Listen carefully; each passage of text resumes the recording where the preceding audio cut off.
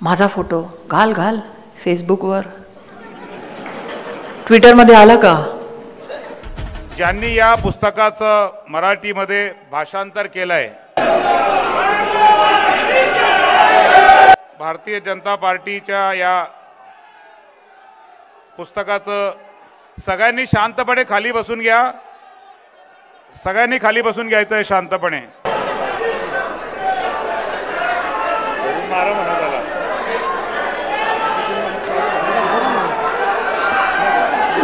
बाप्पू, प्रतीक मागे व्हा. प्रतीक देसरडा. छत्रपती शिवाजी महाराज की जय श्री राम. जय जय श्री राम.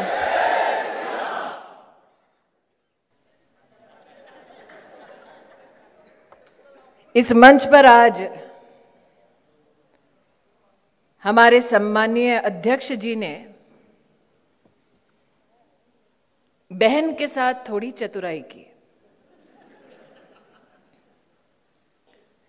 दीदी बोलकर अपने आप को युवा नेता की श्रेणी में शामिल कर लिया. मैं सोच रही थी कि ये प्रभाव किसका है, फिर पलटकर देखा कि बापट साहब साथ ही बैठे हैं. और मेरा जो महाराष्ट्र के संगठन में 22 साल का अनुभव है, उस अनुभव के चलते मैं जानती थी कि जब बापट साहब भाषण दे रहे हों तो एक एक शब्द सुनना चाहिए. शब्दों के कुछ आगे जाकर बापट साहब ने आज मुझसे संकेत में कहा कि स्मृति यहां आई और उसने कहा, और बापट साहब आपकी उस बात को आगे बढ़ाते हुए मैं कहना चाहती हूं कि दादा पाटिल ने जो अमेठी के डर के बारे में बात की, अंग्रेजी का अल्फाबेट देखें तो A for Amethi, B for Baramati होता है.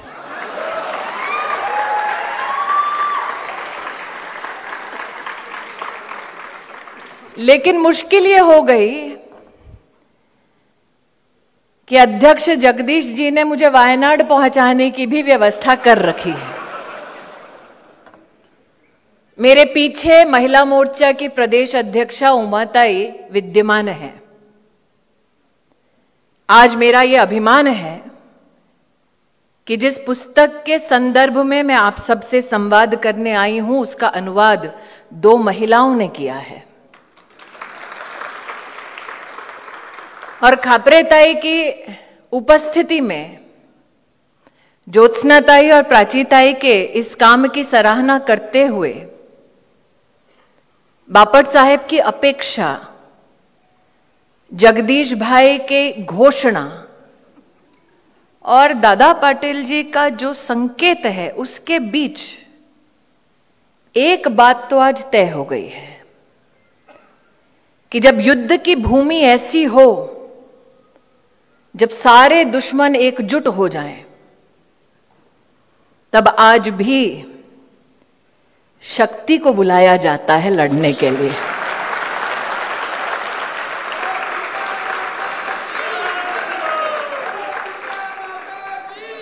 इस बात का भी अभिमान आज मैं करती हूं कि जब ज्योत्सनाताई का उद्बोधन हो रहा था, बड़े ही सौम्य शब्दों में उन्होंने कहा कि स्वयंसेवकों से मेरा परिचय मात्र इस बात तक सीमित था कि जब मेरे घर में बैठक होती तो मैं जलपान की व्यवस्था करती. इस महिला का संस्कार और उसका परिचय आज उनके उद्बोधन में दिखाई दिया कि शिवानंद जी के प्रति सार्वजनिक आभार व्यक्त करते हुए स्मरण करती इस बात का कि आपने एक साधारण गृहिणी को अनुवाद करने का मौका दिया. इस मंच से इस संगठन की एक महिला कार्यकर्ता होने के नाते, स्वयंसेवकों के परिवार की तीसरी पीढ़ी होने के नाते, ज्योत्सनाताई, आज मैं इस बात का गौरव करती हूं कि हमारे परिवार की एक गृहिणी का ये जौहर है, ये टैलेंट है कि हमारे संगठन के एक यशस्वी अध्यक्ष की जीवन गाथा, संगठन कौशल को एक गृहिणी की कलम से मराठी में अनुवाद किया गया है। इसके बीच समानता क्या है? एक कुशल गृहिणी कुशल सामाजिक व्यक्तित्व बन सकती है, लेकिन वो अपना सर्वस्व त्यागती है ताकि वो अपने परिवार का पालन पोषण कर सके। जिस नेता की संगठन यात्रा को आपने अनुवादित किया, वो भी अपने संगठन के लिए सब कुछ त्यागने का कौशल रखते हैं। जिस नेता की जीवन यात्रा को आपने इस पुस्तक में प्रतिबिंबित किया, उस नेता को जब कोई देखता है तो जैसे कि राजेश भाई ने कहा, छेड़ोगे तो छोड़ेंगे नहीं। लेकिन वही नेता जब अपनी पोती को गोद में लेता है तो एक पुरुष में भी ममत्व की वो भावना संभव है, उसका दर्शन हमको मिलता है। ये विषय अमित शाह के बारे में मैं इसलिए कहती हूं क्योंकि हम एक व्यक्तित्व की ओर आकर्षित होकर आज इस कार्यक्रम में सम्मिलित हुए हैं, लेकिन यह पुस्तक एक व्यक्ति की जीवन गाथा है। अमित शाह को देखकर इस सभागार में आज एक भी व्यक्ति ऐसा नहीं होगा जो कहेगा कि मैं पूर्णतः उनको जानता हूं। For many, he is still a political enigma that is unfolding. But what is unapologetic about Amit Shah, that he is a nationalist. And there is no mystery about it. Shivanand जी ने आज उदारता दिखाते हुए कहा कि उन्होंने इस पुस्तक को अंग्रेजी अथवा हिंदी के अनुवाद तक अपने आप को सीमित रख के प्रशंसा की ज्योत्सना जी की और प्राचीताई की। और ये किताब क्यों लिखी गई, उसके संदर्भ में उन्होंने कुछ वाक्य कहे। अंग्रेजी में एक फ्रेज है that there is 6 degrees of separation, मतलब हर छठा इंसान कहीं ना कहीं आपसे जुड़ा हुआ है। तो बापट साहब आज जब इस मंच को देख रहे थे, उनको आगे कौन कैसे चुनाव लड़ेगा अथवा रणनीति कैसी होगी, यह दृश्य दिखाई दिया। लेकिन मुझे इस मंच पर जीवित इतिहास के कुछ पन्ने दिखे। अमित शाह जी ने अपने जीवन का एक अंश विद्यार्थी परिषद के माध्यम से समाज को सौंपा, और जब वो गुजरात में विद्यार्थी परिषद के मंत्री के रूप में कार्यरत थे, तब पूरे क्षेत्र के संगठन मंत्री दादा पाटिल थे।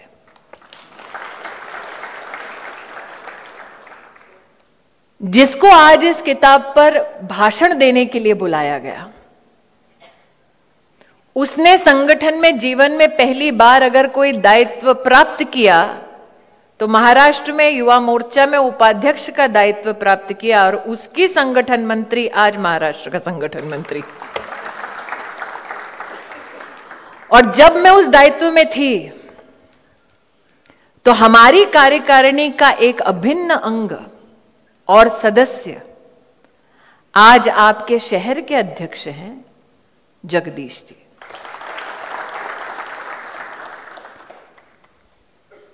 इस बात का तात्पर्य यह है कि जो संगठन यात्रा में सतत प्रवासी हैं, किसी ना किसी रास्ते, किसी ना किसी दिन, किसी ना किसी मंच पर, किसी ना किसी रूप में वो एकजुट और एकत्रित निश्चित रूप से होते हैं। आज शिवानंद जी ने किताब क्यों लिखी, अमित भाई के प्रवासी एक स्वभाव की विशिष्टता बताते हुए उसे अपनी प्रेरणा को बताया। और अगर आप उनके प्रवास की कल्पना को देखें तो इसके पीछे संगठन का क्या इतिहास है वो नहीं, बल्कि क्या संस्कार है उसको देखना बहुत जरूरी है। संस्कार क्या? किताब में इसका वर्णन है कि गुरुजी से अगर कोई पूछे कि गुरुजी आपका घर कहां है, तो श्रद्धेय गुरुजी ने कहा ट्रेन ही मेरा घर है। प्रवास की यह पद्धति कि गुरुजी ने अपने जीवन काल में पूरे राष्ट्र का 60 बार भ्रमण किया, जिला नहीं, ब्लॉक नहीं, वार्ड नहीं, राष्ट्र का उस जमाने में 60 बार प्रवास किया। और गुरुजी से जब पूछा, नहीं विस्तार से बताइए आपका घर कहां, तो उन्होंने 4 प्रकार के घर गिनवाए। किताब में इसका उल्लेख है। पहला घर ट्रेन, दूसरा घर संघ का शिविर, तीसरा घर संघ के कार्यकर्ता का घर, चौथा घर क्या, उसके लिए किताब करनी पड़ेगी।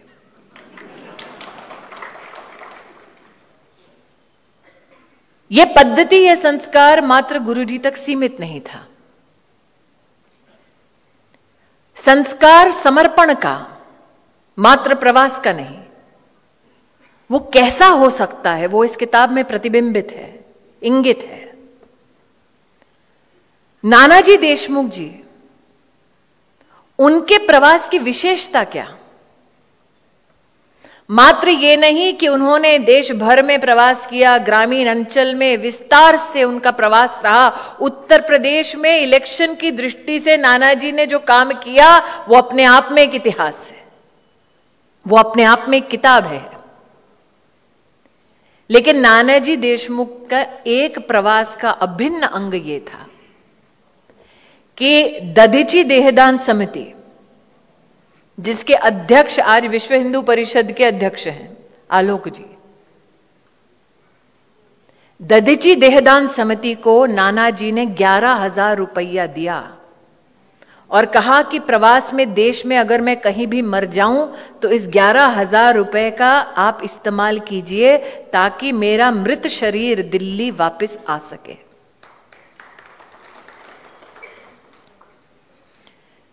मात्र प्रवास का यह संस्कार नहीं, अमित भाई शाह ने 8 साल डीआरआई में नानाजी के साथ काम किया। जो आज हमें दिखता है अभेद्य किला बनाने वाला, उसने एक एक संगठन की ईंट जोड़कर कैसे वो किला बनाया, वो अध्ययन का विषय है। इसलिए आज जब शिवानंद जी बोल रहे थे कि प्रवास की पद्धति क्या है, वो पद्धति सीखी कहां से? इन सब महानुभावों के साथ रहकर, इनको समझकर, इनको पढ़कर, इनको जीकर। भारतीय जनता पार्टी के हर कार्यकर्ता, जो समर्पित कार्यकर्ता है, उसको जब हमारे संगठन मंत्री परिचय पूछते, देते अथवा प्रशिक्षण करते तो पंचनिष्ठा की निश्चित रूप से बात करते। और हम सब आज छत्रपति शिवाजी महाराज का जयकारा लगाते हैं, राम लला का जय घोष करते हैं, सांस्कृतिक राष्ट्रवाद की बात करते हैं और अमित शाह सांस्कृतिक राष्ट्रवाद को जीते हैं।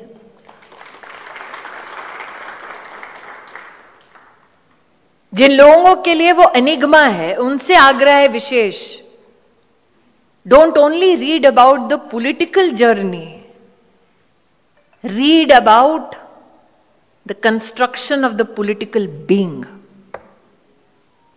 भारतीय जनता पार्टी में हम हमेशा कहते हैं समाज का निर्माण, राष्ट्र का नवनिर्माण, लेकिन हमारे लिए सबसे प्रमुख है उस राष्ट्र की सेवा के लिए व्यक्ति का कैसे निर्माण होता है।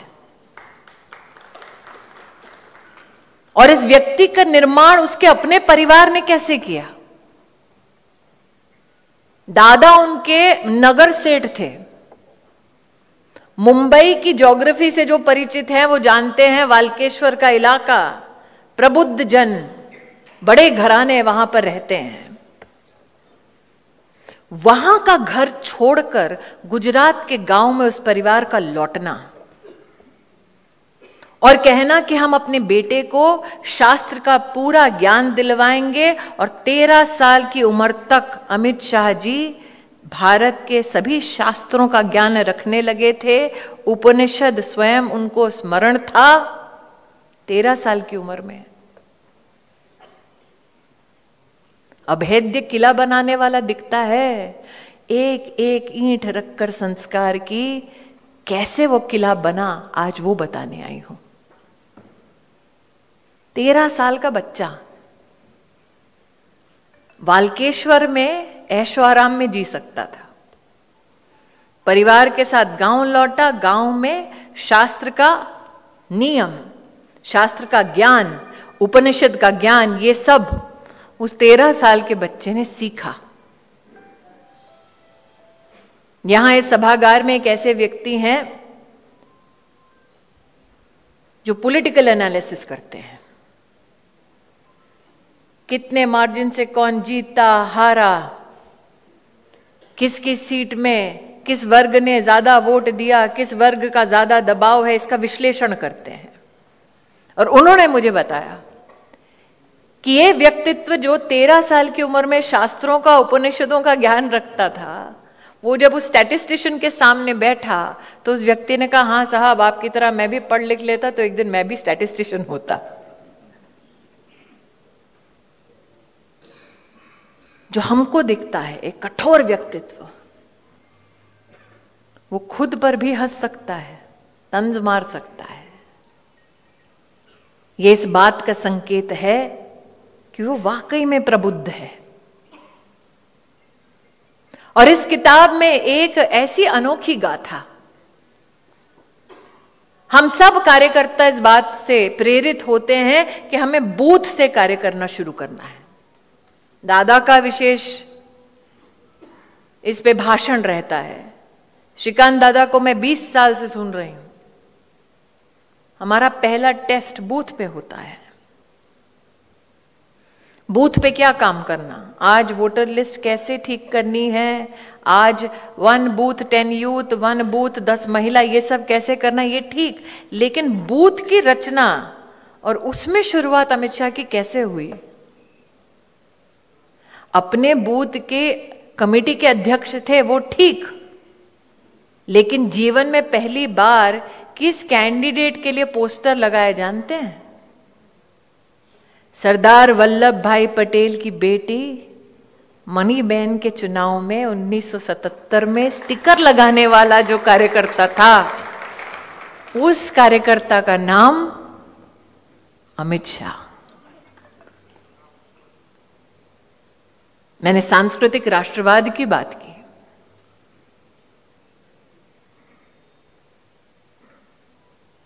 गायकवाड़ परिवार, उन्होंने गुजरात में जितने प्रिंसली स्टेट थे उसमें सुशासन कैसे करना, उसकी 19 पद्धतियां, उसके ऊपर विस्तार से चर्चा करने के लिए आमंत्रित और आग्रह किया श्री औरोबिंदो को।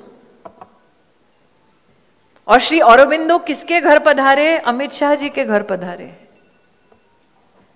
जिस कुर्सी पे श्री औरोबिंदो बैठे थे वो कुर्सी आज तक अमित शाह जी ने संभाल के रखी है।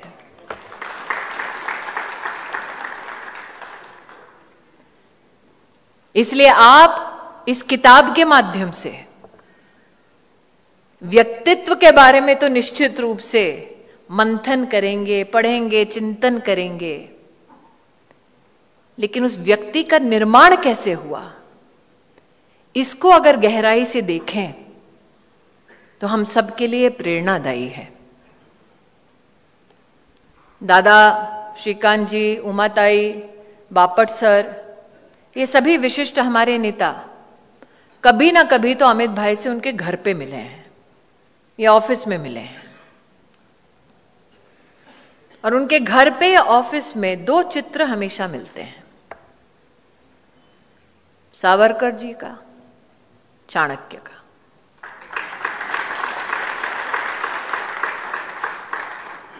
सावरकर जी जिन्होंने मात्र राष्ट्रवाद पर भाषण नहीं दिया, स्वयं को त्याग कर राष्ट्रवाद को परिभाषित किया।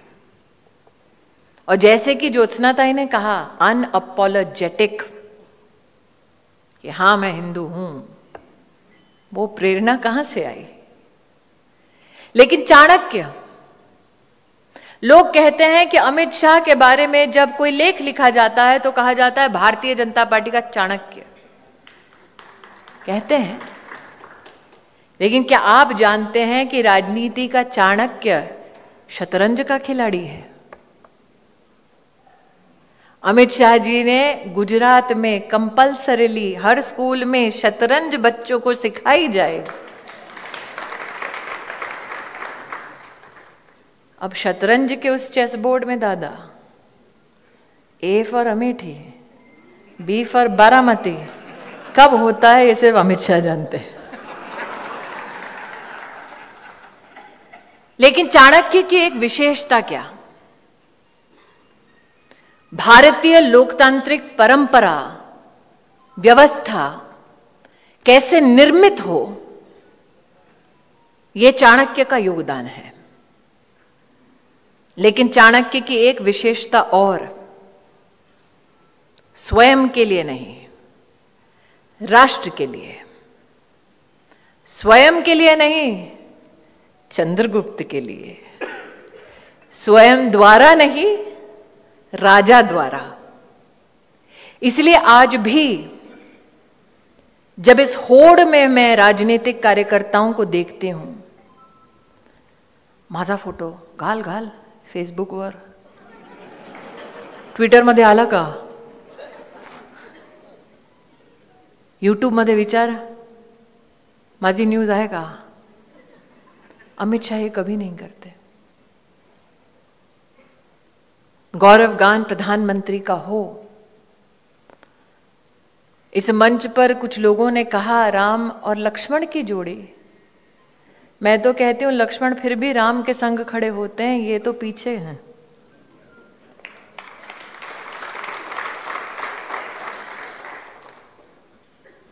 उसमें भी सेवा भाव झलकता है, स्वयं द्वारा नहीं, राजा द्वारा, स्वयं के लिए नहीं, राष्ट्र के लिए।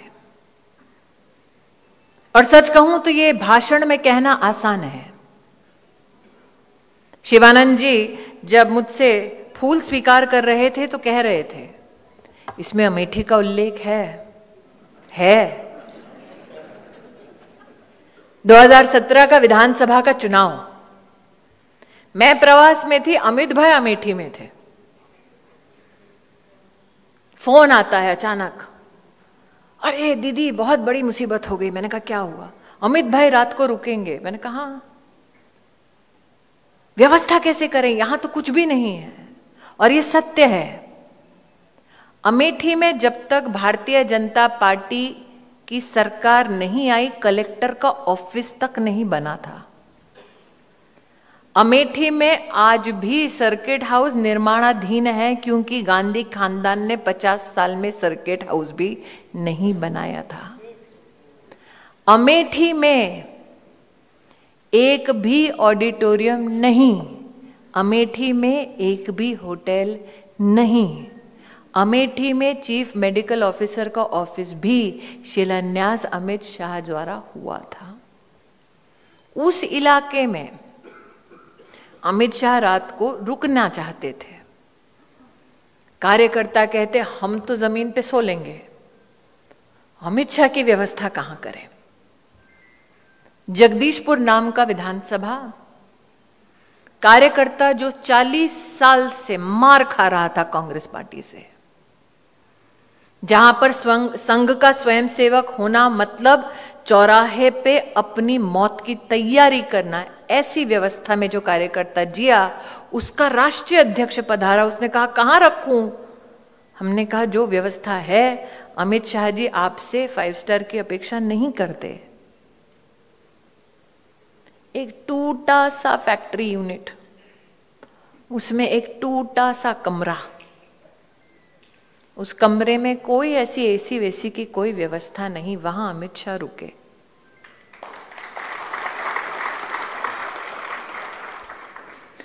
कि एक राष्ट्रीय अध्यक्ष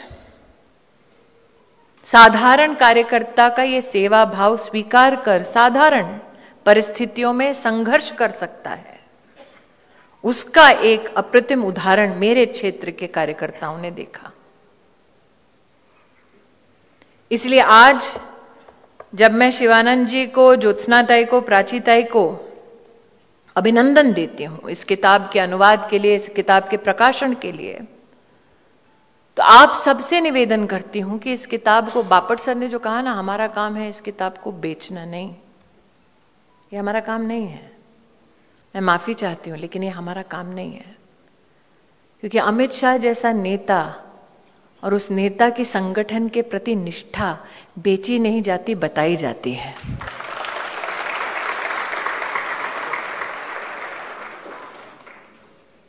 और इसीलिए ये किताब पढ़ना जरूरी है, क्योंकि जो हम पर कटाक्ष करते हैं कि BJP has become a winning machine, चुनाव आता है, बीजेपी की इतनी आज ताकत है कि कोई भी चुनाव अमित शाह प्रकट होते हैं, जीत जाते हैं।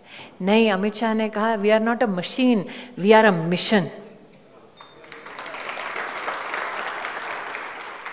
और इस मिशन की निर्मिति में वर्षों का संघर्ष गया, बलिदान गया, कार्यकर्ता फूके। आज भी एनसीपी ने आक्रामक रूप दिखाया, लेकिन कोई ये सोच कर देखे,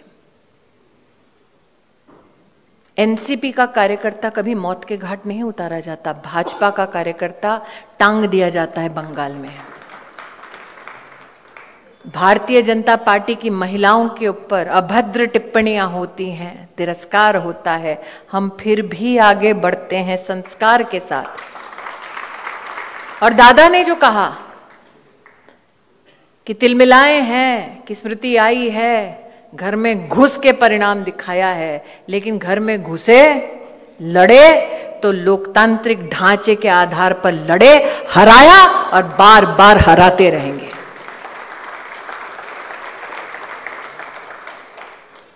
लेकिन किस लिए? Why this mission? और इसलिए अपनी वाणी को विराम देने से पहले सबसे बड़ी जो सौगात इन तीनों लेखकों को अमित शाह ने दी है, वो बतलाना चाहती हूं। अब शिवानंद जी थोड़ा असमंजस में है कि मुझे तो कुछ मिला नहीं, दीदी बोल क्या रही है। ज्योत्सनाताई के चेहरे पर भी कंफ्यूजन है, प्राचीताई पीछे थरथर कांप रही है कि मैंने तो आज तक कुछ लिया भी नहीं, मेरा क्यों उल्लेख हो रहा है। भारतीय जनता पार्टी का हर जिले में कार्यालय हो, ये सोच अमित भाई की अध्यक्षता में विकसित हुई और प्रामाणिकता से हर जिले में लागू हुई। लेकिन उस सोच के साथ एक सोच और जोड़ी गई कि हर कार्यालय में एक लाइब्रेरी जरूर होनी चाहिए। अध्यक्ष मोर्चा की मैं भी रही हूं, दादा अध्यक्ष हैं। अध्यक्ष विकेंद्रीकरण करते हैं, डिसेंट्रलाइजेशन करते हैं हर बड़े काम का, और किताब में इसका विवरण है, महामंत्रियों का प्रवास, राष्ट्रीय पदाधिकारियों का प्रवास। लेकिन लाइब्रेरी की लिस्ट में कौन सी किताब आएगी, ये काम अमित शाह ने किया। क्योंकि अमित शाह ने कहा कि आज से 20 साल बाद ये दुनिया जानना चाहेगी कि भारतीय जनता पार्टी कदम कदम आगे कैसे बढ़ी, और ये हमारा दायित्व है कि हम अपने संग्रहालय में अपने इतिहास को संरक्षित करें। और ये लेखकों के लिए सबसे बड़ी सौगात है। जिस पर किताब लिखी उसने उन किताबों के लिए संग्रहालय भी बनाया। और कार्यकर्ताओं से निवेदन मात्र इतना करती हूं कि जिस व्यक्ति विशेष के बारे में आज हम सब चर्चा करने आए,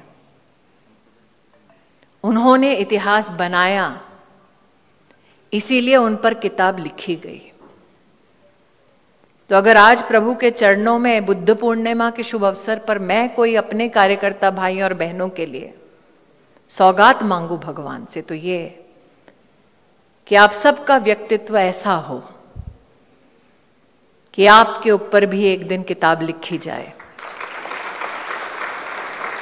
आप ऐसा इतिहास रचें कि प्रदेश के शहर के अध्यक्ष स्वयं वहां पर उपस्थित हो और आपका गौरवगान हो। जैसा कि मैंने कहा, राजनीति का चाणक्य, शतरंज का खिलाड़ी, एक अविरल प्रवासी अमित शाह की भी यही कार्यकर्ताओं के लिए प्रबल इच्छा है।